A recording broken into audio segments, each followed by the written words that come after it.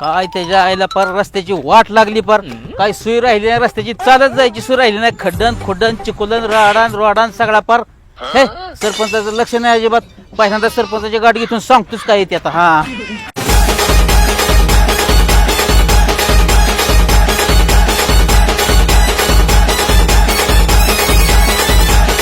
काय राव सरपंच साहेब राव, असं कुठं असतात रस्ते राव? पर चिकोलन बिकोलन किती झालाय राडा रस्त्यावर, चालाय तरी येते का राव? असं कुठं रस्ता असतात? काय लक्ष द्याय ना तुम्ही राव? काय विकास बिकास आहे का नाही गावचा? माझ्या रे नादाला लागू नको.